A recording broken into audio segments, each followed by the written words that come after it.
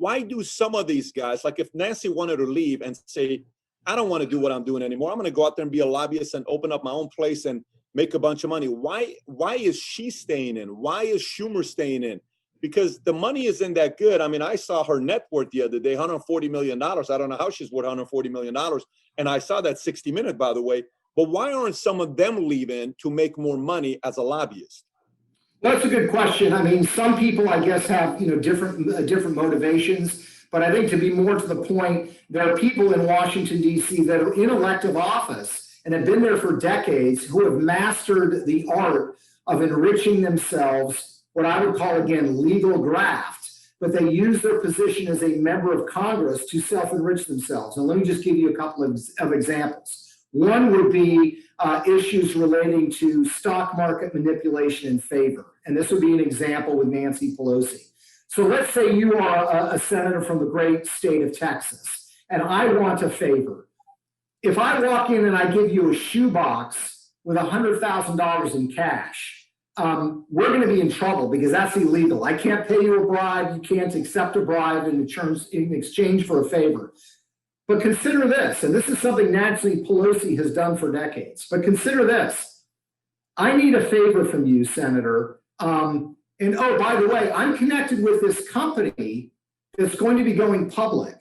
And I can get you access to the friends and family round of IPO stock, whereby you can buy stock for pennies on the dollar. And when this stock goes public, you're going to make $100,000 in a single day. Now, if that's our conversation, that's actually not illegal.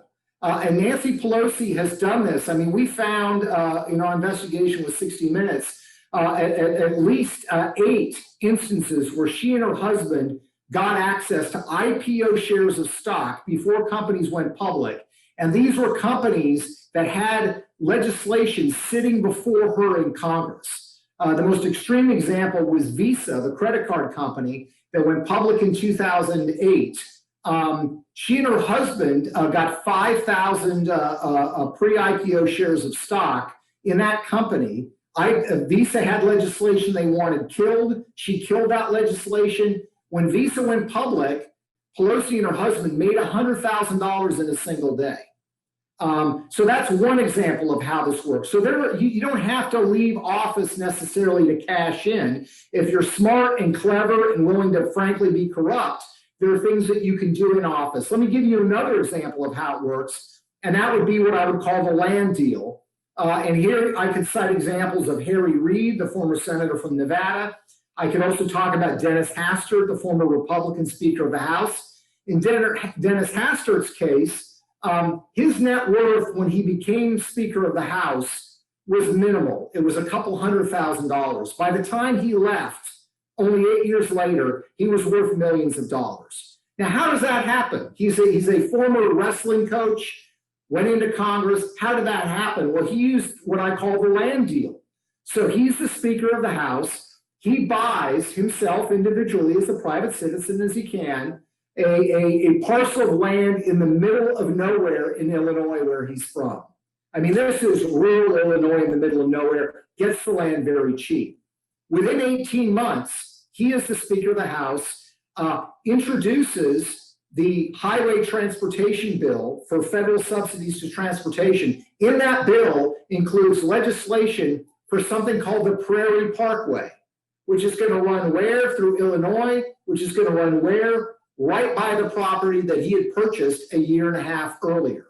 The valuation of that land went up dramatically. He made literally $500,000 just in that one deal. And here's the scary part. What he did was exposed. It's not illegal.